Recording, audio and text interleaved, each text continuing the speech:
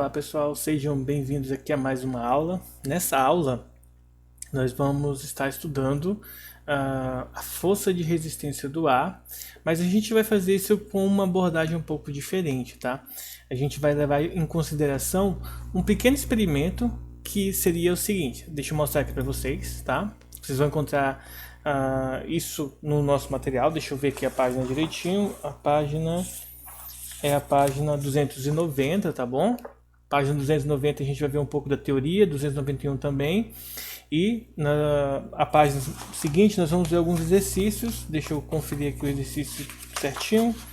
A página dos exercícios que nós vamos estar fazendo se encontra nas páginas 292, ou seja, nós vamos ver a página 290, 290 até 292 com os exercícios. E no final dessa aula eu vou estar passando algumas questõezinhas para vocês estarem mostrando que vocês aprenderam do nosso conteúdo novo, tá? Nesse conteúdo aqui, a ideia, o feeling, né, dessa aula é iniciarmos vendo esse contexto aqui de aterrissando ovos em segurança. Ou seja, a pergunta motivadora do nosso conceito é: tem alguma forma da gente soltar um ovo e ele resistir ao impacto de uma queda? Existe essa possibilidade?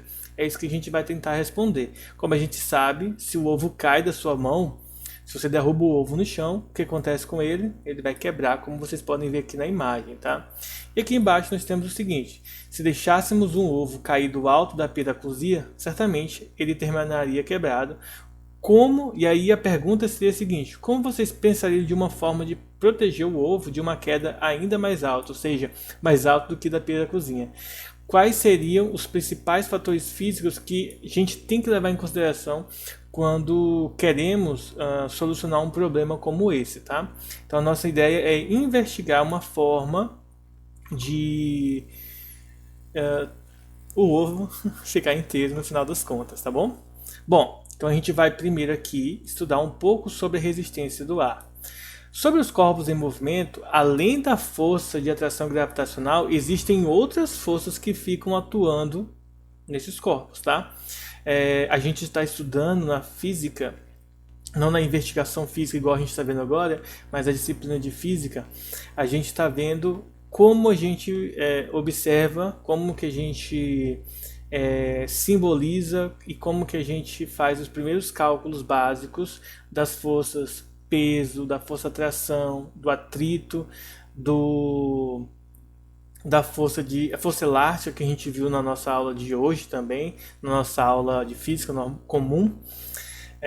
E agora a gente está vendo uma força especial que é chamada de força de resistência do ar. Inclusive na aula que nós estávamos abordando da força elástica, eu comentei com vocês que geralmente a força de resistência do ar ela é banida, ela é excluída dos desenhos, dos exercícios, porque ela traz uma dificuldade um pouco maior para todo o cálculo, para todo exercício que a gente vai resolver, né, para que a gente fique resolvendo. Então a gente acaba tirando ela, digamos assim, do contexto, tá? Deixa eu pegar aqui minha câmera, deixa eu descer ela aqui, porque senão vai ficar como se eu estivesse olhando pro teto, porque minha webcam tá nessa direção, então para ficar olhando aqui certinho, não dá aquela angústia de vocês ficarem olhando pro teto, né? Mas vamos lá. Então, sobre os corpos em movimento, temos também a força de resistência do ar, como vocês podem ver aqui, tá? A força gravitacional, ela depende da massa do objeto e da gravidade local. Como a gente viu na nossa primeira aula sobre forças, que a gente falou sobre a força-peso, eu comentei com vocês que para calcular a força-peso em termos de valores de intensidade, nós usamos a massa do corpo e multiplicamos pela gravidade. Aqui na Terra, o valor da gravidade fica próximo de 10 metros por segundo ao quadrado.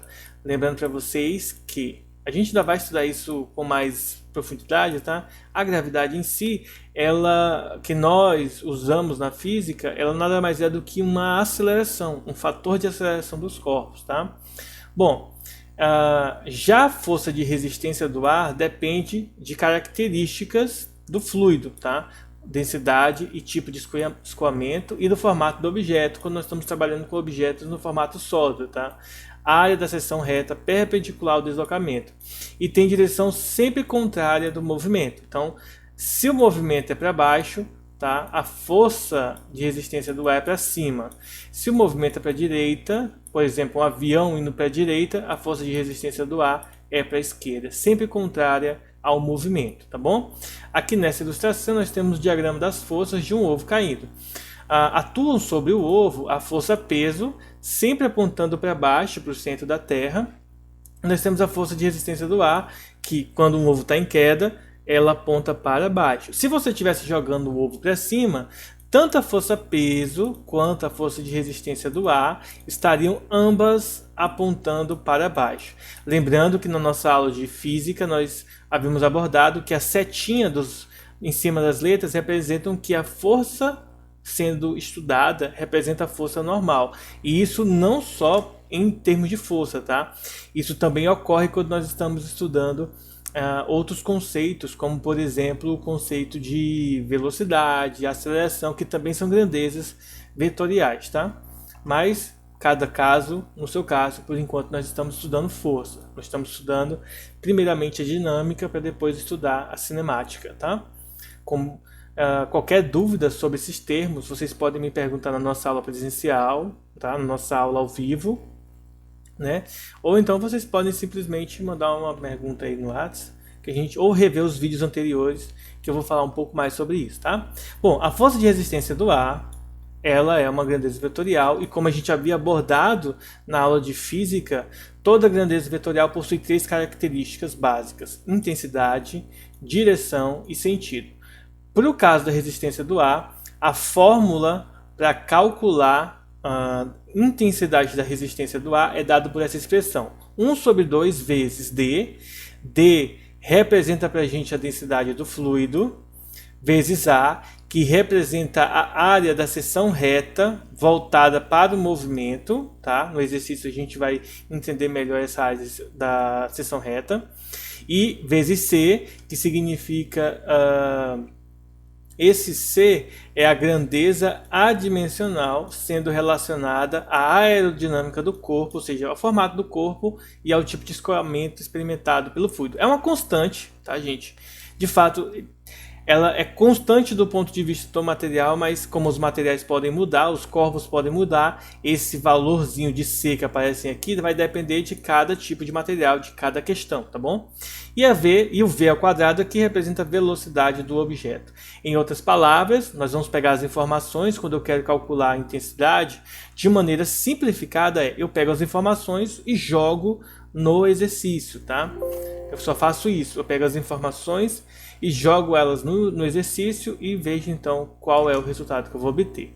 Uma coisa que é importante ressaltar para vocês é que quando estudamos físicas, a gente é necessário a gente saber valores, saber a direção, saber o sentido e além disso saber a unidade, tá? Como a gente havia discutido em aulas anteriores, a intensidade de qualquer grandeza na física ela é acompanhada por um número e sua unidade. Em geral, nós gostamos de utilizar as unidades dentro do sistema internacional, que é um sistema que padroniza as unidades físicas, tá? Para força, a unidade padrão é esse N maiúsculo, que significa newtons. Densidade de um fluido, ela é quilograma por metro cúbico.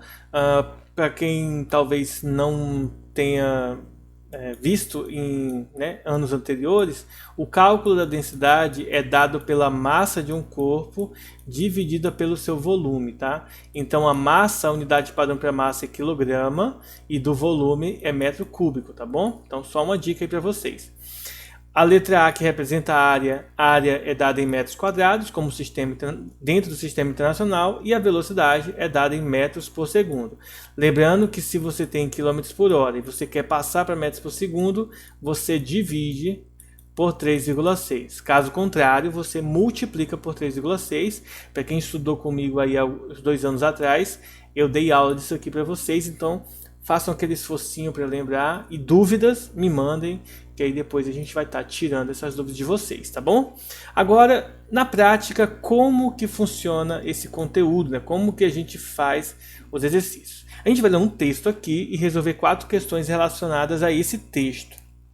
Muito importante aqui a gente ficar atento aí para resolver essas 4 questõezinhas aí de física, tá? Aparentemente elas podem apresentar inicialmente, na verdade, elas podem apresentar aí uma certa rigorosidade na hora da resolução, mas, tá, gente? E não é tão difícil assim, como vocês vão ver. Olha só, o texto diz o seguinte: qual a velocidade máxima de uma gota de chuva? Lembrando que a gota de chuva ela cai do céu, então a direção dela é para baixo. Como tem vento e outras, né, variantes, a gente vai ver aqui no texto quais são as indicações que vão dar para a gente.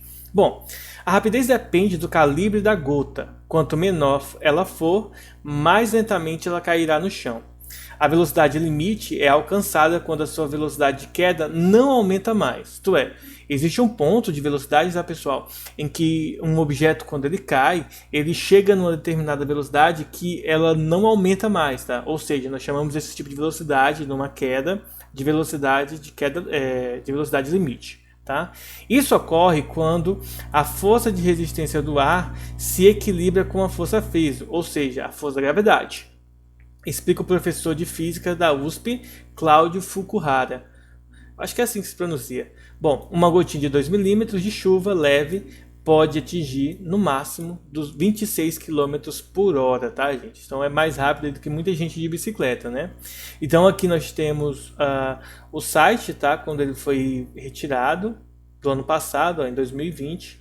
Então pode ser que tenha alguma mudança, pode ser que nem exista mais esse site, esteja fora do ar. Mas se vocês quiserem ver, vocês podem simplesmente digitar isso aqui na internet, ó, HTTP. Na verdade, esse HTTP aqui, não precisa, tá?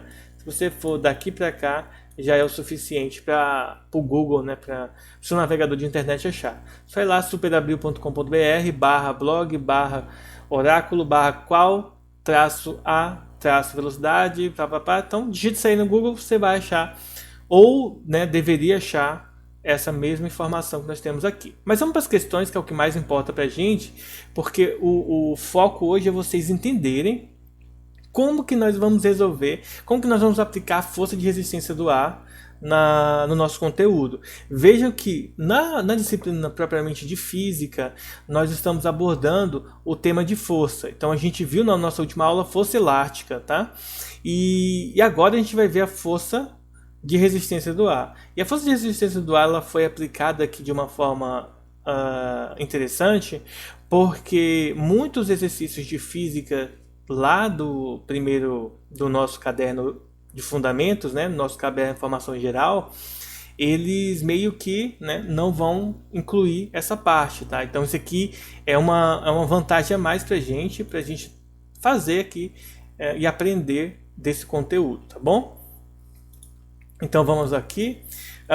Primeira questão: com que velocidade uma gota de chuva atingiria a superfície da Terra se ela partisse do repouso de uma nuvem de 10 km de altitude sob efeito exclusivo do campo gravitacional terrestre? Isto é, desprezando os efeitos dissipativos ocasionados pela resistência do ar. Então, inicialmente, sai resistência do ar, tá bom? Compare o valor obtido com aqueles que são mencionados na reportagem. 26 km por hora. Agora vamos ver, se não houvesse, tá, resistência do ar, o que aconteceria com a velocidade dessa gota de água. Aqui nós temos algumas informações importantes. Então a primeira dica é: toda questão que falar que um objeto parte do repouso significa que sua velocidade inicial, que a gente representa pelo um V e um zerinho embaixo, dizendo que é o inicial, esse aqui vai ser zero, tá? Então ele começa com 0 metros por segundo ou 0 km por hora, tá? Em geral, como a gente havia abordado, velocidade e distância, metros por segundo, velocidade e distância, metros, tá? Por exemplo, a altitude aqui é de 10 km, então a gente vai fazer essa transformação. Ao invés de utilizar 10 km, nós vamos utilizar 10.000 metros, tá? Isso daqui é o nosso ΔS, tá bom? Que é a distância, o deslocamento que a gota de água vai sofrer aí durante essa questão. Bom, aqui embaixo ele diz o seguinte, ó: a velocidade final de um corpo é indicada pela letra V. Em um movimento uniformemente acelerado, nós usamos o V0 para a velocidade inicial, a letra A para a aceleração escalar e o deslocamento escalar como sendo ΔS, ou seja, a distância percorrida, tá? E aí nós temos uma fórmula que nós vamos estudar agora, mas que a gente também vai abordar no nosso caderno de formação geral daqui a algumas aulas, que é a fórmula, a equação de Torricelli. A equação de Torricelli, ela relaciona essas grandezas que foram colocadas aqui dessa maneira, ó. Velocidade final ao quadrado é igual a velocidade inicial ao quadrado, mais 2 vezes a aceleração vezes o ΔS. Bom, observe que para um corpo em queda livre, tá? Desde que a questão não diga o contrário, a gente vai considerar que a aceleração do corpo é igual à aceleração da gravidade, que é aproximadamente 10 metros por segundo ao quadrado. Vai ter uma aula no futuro em que eu vou mostrar para vocês como que nós podemos adquirir, né? Como que nós podemos, na verdade, chegar a esse valor da gravidade, de 10 metros por segundo ao quadrado. Tá bom? Quando a gente estiver estudando o movimento dos planetas, eu vou tirar um momento para a gente fazer toda a equação e chegarmos nesse resultado de 10 metros por segundo ao quadrado, pelo menos de forma aproximada, tá? Não vai ser de forma geral. Então, se a gente levar em consideração esse enunciado aqui e levarmos em consideração essa fórmula que foi nos colocada nessa questão, nós vamos observar o seguinte, ó.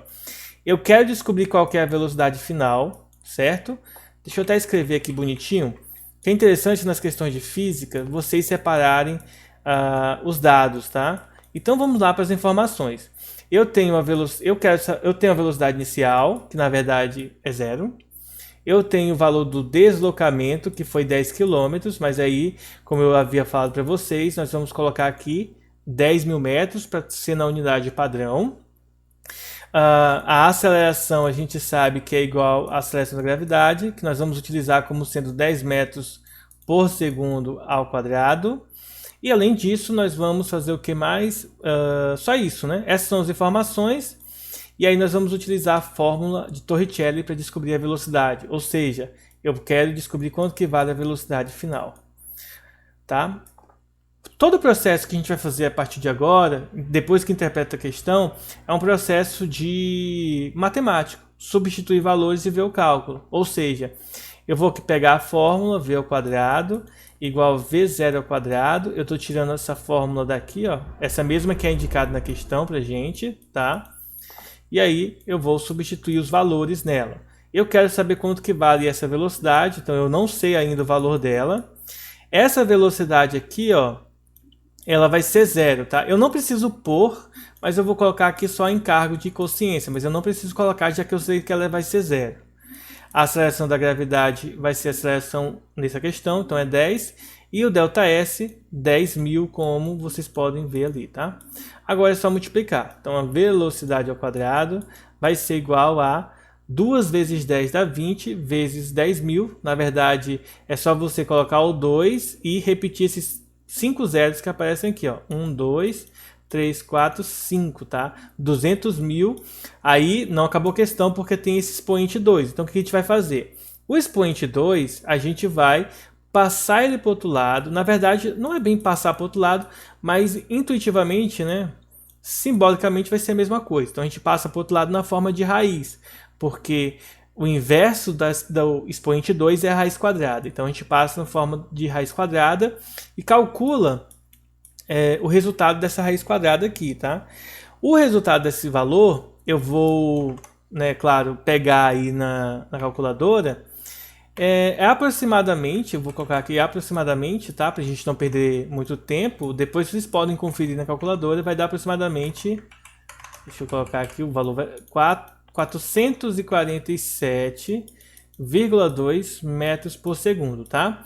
Mas como ele pediu pra gente comparar com o enunciado, e o enunciado traz pra gente o valor em quilômetros por hora, então a gente vai fazer o quê? Nós vamos fazer isso aqui, ó. Para transformar de metros por segundo em quilômetros por hora, eu vou fazer o quê? Multiplicar. Se eu divido de quilômetros para metros, então eu vou multiplicar para chegar no outro resultado, tá? Então vamos voltar aqui. Eu vou então pegar e vou multiplicar por 3,6 e vou obter esse resultado em quilômetros por hora, tá? Então isso aqui vai dar como resultante 1.610 quilômetros por hora. Então percebam que se não houvesse a resistência do ar, a velocidade com que essa gota de água ia atingir o solo seria uma velocidade absurdamente alta. Então você imagina você passando na rua e começa a chover. Nesse caso aqui é como se você estivesse levando um tiroteio com água, tá? O que seria muito ruim, tá bom? Se você quiser observar a relação com da reportagem, basta você fazer o seguinte, ó, em relação, deixa eu escrever aqui, que aí depois vocês podem copiar no material de vocês, tá? Em relação à velocidade da reportagem,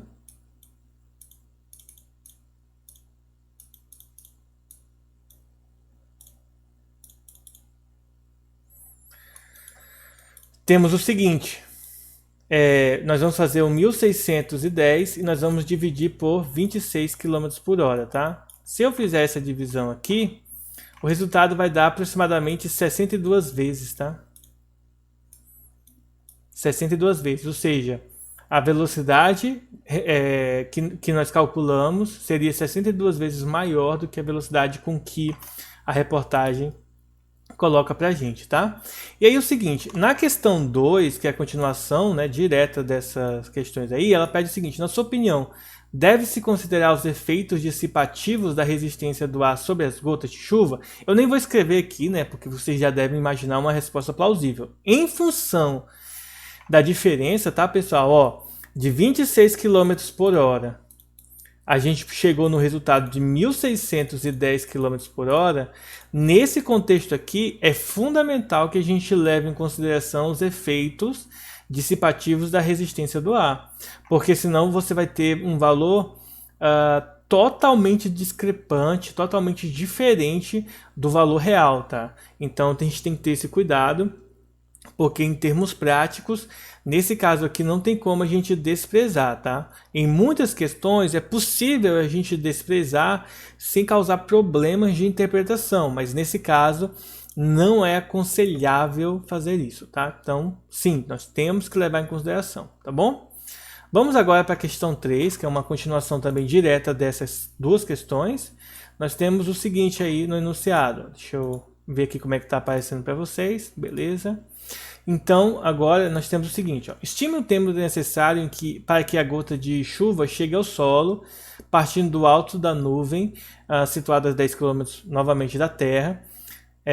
Quantas vezes esse valor é maior do que o tempo de queda, caso a gota caísse em queda livre, tá? Então, vamos aqui para a indicação que a questão traz para a gente, ó. O deslocamento escalar, que é ΔS, experimentado por um corpo uniformemente acelerado, relaciona-se com a velocidade inicial, a aceleração escalar A e o instante T, considerando, tá, o instante inicial nulo pela equação, tá bom? Então, nós vamos levar em consideração, não é que nós temos, mas a gente vai, como a questão já pede pra gente, levar em consideração essa formulazinha aqui pra gente resolver, claro, este cálculo. E como que a gente vai fazer, como que a gente vai chegar nessa situação? Bom, primeira coisa que a gente vai fazer é o seguinte, de acordo com a reportagem, se a gente admitir que a gota atinja rapidamente a velocidade terminal, isto é, chegar nos 26 km por hora, a gente pode usar essas informações dos 10 km de altitude e os 26 km por hora que foi indicado lá na reportagem para encontrar o tempo que ele demora, tá? Então vejam comigo o seguinte, ó. Usando a fórmula da velocidade média que vocês aprenderam no ensino fundamental, nós temos que a velocidade média é ΔS sobre ΔT. Ora, eu posso usar aqui, ó, esse termo aqui da velocidade para discutir, para entender o seguinte, ó. Se eu tenho, primeiro, vamos na velocidade aqui que foi dada lá na reportagem, 26 km por hora, tá? Se eu quero transformar na unidade padrão, eu preciso dividir por 3,6, tá? Então, dividindo por 3,6, 26 km por hora, transformado em metros por segundo, eu vou fazer os 26, tá? Vou fazer na calculadora, porque nas aulas presenciais a gente faz aí uma aproximação, tá bom? a gente transformando fica 7,2 metros por segundo aproximadamente, tá? Vai ser 7,22222. Não é tão interessante usar, tá? Nesse formato aqui, mas no final das contas a gente vai fazer aproximações de todo jeito. E aí eu vou substituir os valores aqui nessa questão, tá bom? Na velocidade vai ficar 7,2. No ΔS vai ficar os 10.000 metros. Eu posso usar em quilômetros também, mas no final das contas o resultado é o mesmo. Vou multiplicar cruzado, então vai ficar 7,2 ΔT igual a 10.000 e depois eu passo 7,2 dividindo, ou seja, o ΔT vai ser 10.000 dividido por 7, deixa eu colocar aqui primeiro, né? 7,2. E aí eu chego então ao resultado efetuando a divisão. Novamente, eu vou fazer o uso, claro, tá, da calculadora.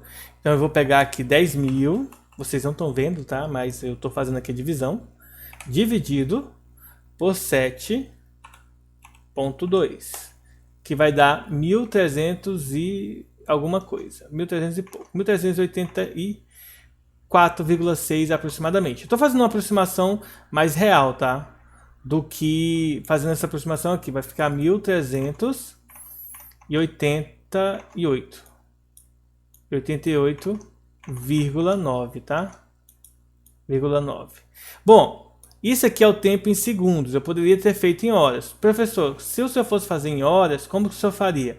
Em horas ficaria assim, ó. Deixa eu limpar aqui para vocês verem como que ficaria em horas, tá? Esquecem essa parte aqui por enquanto, que eu vou fazer em horas para vocês verem.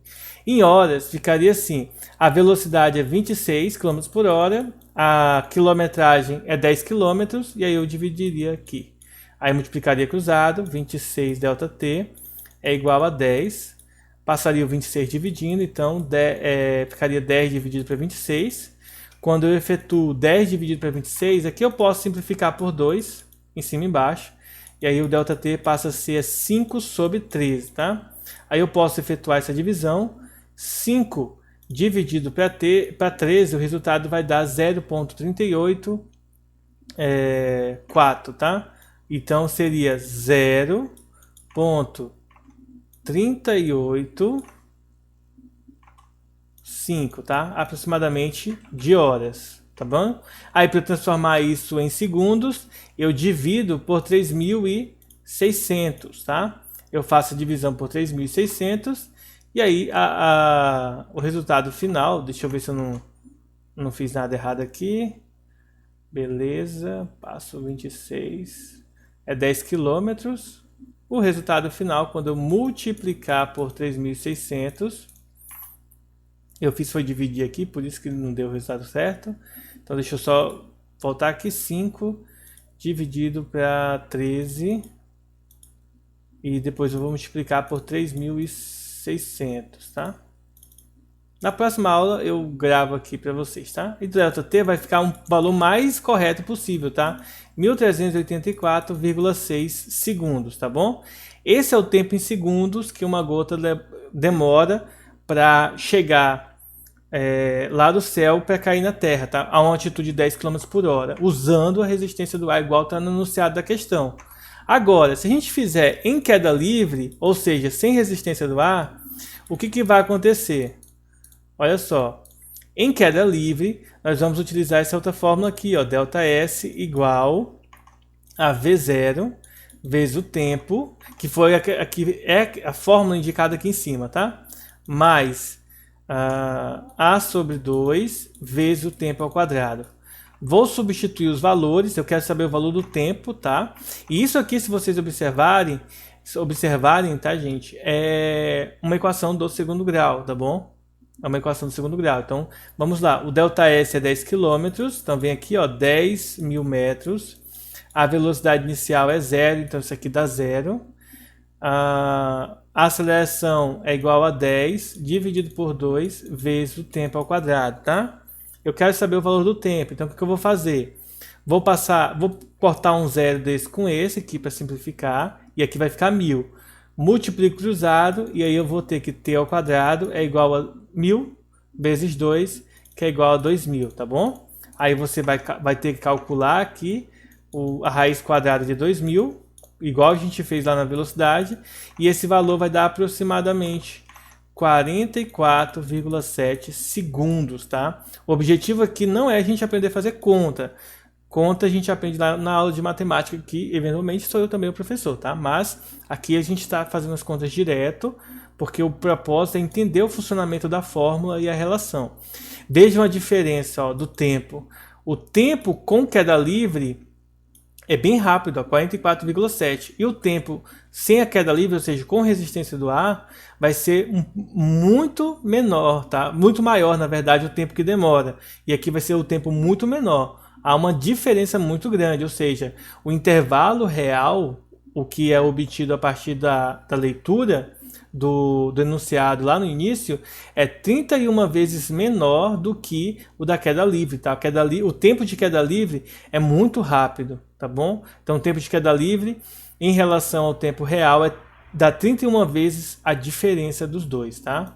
Então temos que ter muito, por isso que a gente tem que ter bastante cuidado ao se utilizar as informações sem a resistência do ar, depende do problema, tá? Então tomem bastante cuidado a esse tipo de enunciado. Vamos para a nossa última questão para a gente fechar a nossa aula de hoje. Questão 4. O módulo da força de resistência oferecida por um fluido de densidade d sobre um objeto é dada por essa expressão, que é a mesma expressão que a gente viu no início lá, tá?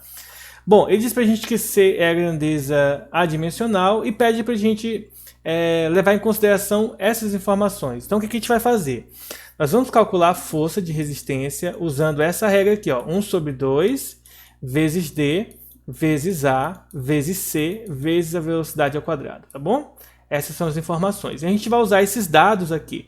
Gente, quando nós tivermos os dados na questão, a gente vai substituir esses valores nas fórmulas que são necessárias para a gente resolver. Nós vamos usar essa fórmulazinha aqui, tá? Como vocês estão vendo, mas a gente vai observar uma coisa, tá bom? Primeiro, a gente tem que entender que na situação de velocidade que foi dada lá no texto, que é a velocidade terminal, nós temos que ela só existe em duas coisas interessantes. É quando há o equilíbrio, velocidade terminal só existe quando há o equilíbrio entre força-peso e a força de resistência do ar. Dessa forma, a força de resistência do ar fica igual à força-peso. Ou seja, na hora de nós resolvermos, a gente precisa lembrar que a força-peso vale massa vezes gravidade, como eu comentei no início desse vídeo aqui, tá? Dessa aula. Então, o que a gente vai estar fazendo aí? Nós vamos igualar essas duas forças aqui, ó. Eu sei que a força de peso vai ser igual à força de resistência do ar. Ou seja, a massa vezes a gravidade vai ser equivalente a 1 sobre 2 vezes a densidade vezes a área vezes, né, a constante C, que depende do formato do objeto ou do fluido, vezes a velocidade ao quadrado. Lembre-se que entre letras eu não preciso colocar o vezes, tá? Eu tenho que subentender que é vezes, tá bom? Então sempre que lembrar isso aí. Bom, segundo passo é observar que aqui não é dado a densidade do fluido, né? Então a gente tem que calcular, na verdade é dada a densidade, desculpa, mas não é dada a massa, tá? A massa M da água. Então a gente tem que calcular a massa primeiro. Como que eu faço então para calcular a massa? Eu preciso lembrar o seguinte, ó, a densidade é massa sobre volume, tá? Então, se eu quero calcular a massa, eu vou multiplicar cruzado aqui, obtendo então uma nova fórmula. A fórmula de calcular a massa é densidade vezes volume. Se vocês observarem, ó, a densidade da água é dado para a gente na questão, correto? Então, a densidade da água é 10 ao cubo. Então, eu venho aqui e substituo, ó, 10 ao cubo. Já o volume, tá, gente? O volume de uma esfera é dado por essa regra aqui, que é a gotinha d'água. 4/3 de πr ao cubo. Então, eu venho aqui e substituo 4/3 π, letra grega π, vezes o raio ao cubo. Eu gosto de fazer o R maiúsculo, tá, para raio, porque eu me sinto mais à vontade para digitar, para escrever, tá? Então, só para a gente colocar aqui. Logo, no lugar dessa massa aqui, pessoal, eu vou usar esse resultado que eu acabei de mostrar aqui para vocês. Então, nós teremos 10 ao cubo Na verdade, eu nem preciso substituir a distância aqui, a densidade aqui. Basta, vou mostrar aqui para vocês porque que a gente não precisa substituir, tá? Vocês vão ver o que vai acontecer com esse carinha aí, com esse D. Vou multiplicar aqui pela gravidade, tá? Vou repetir aqui. 1 sobre 2, densidade A, C, V ao quadrado, tá? Então, bom, por que eu falei para vocês que a gente nem precisa nos preocupar aqui com a letra D, né? Com a densidade, nesse caso aqui. Porque a gente vai substituir os valores e, no caso, deixa eu só voltar aqui no início só para mostrar uma coisa para vocês, ó. A pergunta em si, ela quer que a gente calcule o valor de C, ou seja, esse C que aparece aqui. Eu vou ter algumas informações aqui, mas o valor do C eu não vou ter, tá? Então vamos lá. Algumas coisas que eu preciso tomar cuidado aqui na resolução. Deixa eu mostrar aqui para vocês. A primeira, essa densidade que aparece aqui é a densidade da água. E essa densidade que aparece aqui é do ar. Mas, professor, por que é diferente? Por que as duas não são do ar ou as duas não são da água? Primeiro, aqui a força-peso atua na gota de água, tá? E aqui a força de resistência de quem? Da água? Não, é a força de resistência do ar. Por isso que as duas densidades são diferentes. Caso fossem a mesma, eu podia cortar dos dois lados sem problema algum. Vejam, percebam que eu quero o valor de C. Então, o que eu vou fazer aqui? Ó? Eu vou inverter dos dois lados esse valor, tá? Então, eu vou inverter dos dois lados. Então, vai ficar aqui, ó, 1 sobre 2, D, A, C, V ao quadrado. E aqui eu vou repetir esses dados aqui, ó. D, lembrando que aqui é do ar, tá? Vou até fazer de azul de novo. E desse outro lado aqui é da água, tá? Então deixa eu só mudar aqui e mudar a cor aqui para colocar aqui, ó. Esse aqui é do ar, esse aqui é da água. O que eu vou fazer? Como eu quero saber o valor de C, eu vou passar todo mundo para o outro lado dividindo, tá? Passar todo mundo para o outro lado, ó. Então desse lado vai ficar somente o C. E desse lado aqui, esse aqui não vai mudar nada. Então vai ficar π sobre D vezes 4/3, π R ao cubo. E aqui embaixo vai ficar meio D, A e o V ao quadrado. Vejam que só o C ficou desse lado aqui. Lembrando que aqui é do ar e aqui é da água, tá? Agora, o que eu vou fazer? Irei substituir os valores, tá bom? Como que eu faço para substituir os valores? Simples, ó. Qual que é a densidade da água? Eu venho aqui e observo, ó, 10 ao cubo. Então eu vou lá embaixo e coloco, ó, 10 ao cubo vezes 4/3 vezes π. Aí o valor de π a gente pode colocar aproximadamente 3,14, né? Mais ou menos aí para chegar no resultado. 3,14 vezes o raio ao cubo. Deixa eu ver qual que é o raio ao cubo. Bom, deixa eu ver quanto que vale o raio do troço. Daqui. Deixa eu mostrar para vocês, né? Ó, nós temos o volume da esfera, a área da esfera, mas ele não fala quanto que vale o raio da gota de água, tá? Só fala que só cai, né? Mas não fala o valor do raio em si. Deixa eu ver aqui, ó. Vou olhar aqui na apostila se tem o valor do raio direitinho. É a última questão.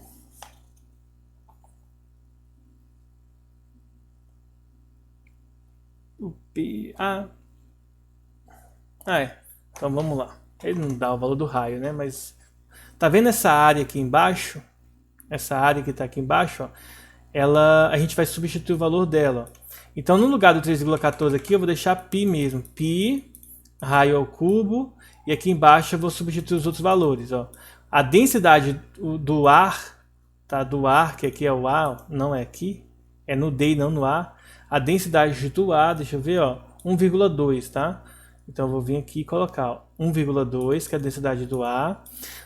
A área é calculada por essa fórmula aqui, ó. πr ao quadrado. Então, eu vou vir aqui, π... R ao quadrado e velocidade ao quadrado, que é 26 km por hora, tá? 26 km por hora, eu fiz nessa outra questão aqui em cima, eu tinha até apagado, deu 7,2 mais ou menos aqui nessa questão, o valor da resistência da velocidade. Então vou vir aqui, ó, 7,2 aproximadamente, só que tá ao quadrado, então deixa isso aqui ao quadrado.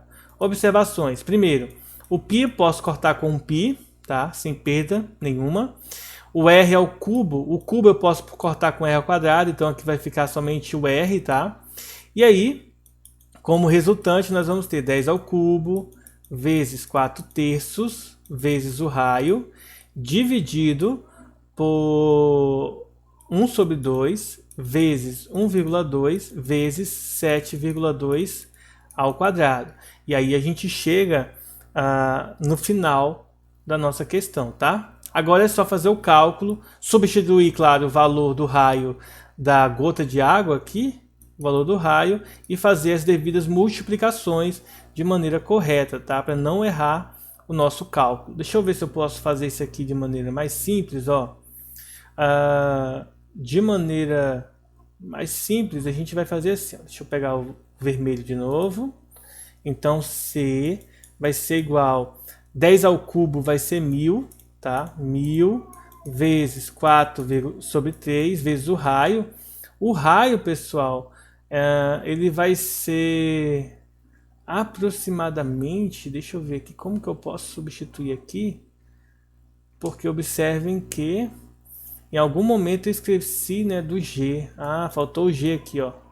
Então deixa eu só colocar o G aqui, o G aqui. E aí o raio, nesse caso aqui, vai ser 1 vezes 10, 0,001 vezes 10, que é o valor da gravidade, tá? E embaixo eu vou ter 1/2 vezes 1,2 vezes 7,2 ao quadrado, tá bom? Aqui a gente vai fazer esse cálculo só para chegar no resultado. Bom, 0,0001 vezes 1000, tá, gente? Ó, eles vão se cancelar, tá bom? E 4/3 vezes 10 vai dar 40/3. Embaixo, nós vamos multiplicar aqui 1/2 vezes 1,2. Deixa eu calcular primeiro 7,2 ao quadrado aqui. 7,2 ao quadrado. Tá?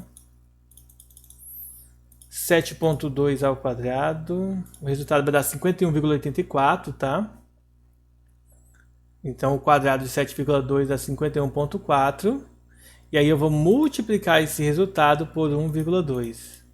Então, o resultado vai dar 62,208 dividido por 2, tá? Multiplicação de potência de mesma base, a gente... desculpa, nada a ver, né? Divisão de fração, a gente repete a primeira e multiplica pelo inverso da que está embaixo, tá? Repete o numerador e multiplica pelo inverso do denominador, tá bom? Aí é só multiplicar. Para a gente não perder tempo, já que já está terminando, o resultado final vai dar 0,42. Mas é só você multiplicar isso aqui, vai dar 80, e multiplicar isso aqui embaixo, esse resultado aí vezes 3, deixa eu ver quanto é que vai dar 108, tá? Esse daqui de baixo vai dar 108,624. Então, quando você fizer 80 dividido para 108,624, o resultado vai dar aproximadamente esse aí, tá bom? Se eu não tiver errado nada, tá? Nenhum cálculozinho. Bom, pessoal, então é isso aí. Deixa eu ver se eu arrumo, tá? Queria ver se eu arrumava esse cálculo aqui para ficar um pouco mais bonitinho. Mas isso aí, vamos deixar dessa forma aqui. Na nossa próxima aula eu vou refazer esse cálculo na nossa aula presencial, na nossa próxima aula, e faço ele de uma maneira mais simples, tá? Para vocês verem. Então, essa foi a nossa aula de hoje. Façam os exercícios que estão na plataforma, tá bom? E até o próximo vídeo. Falou, pessoal. Até mais.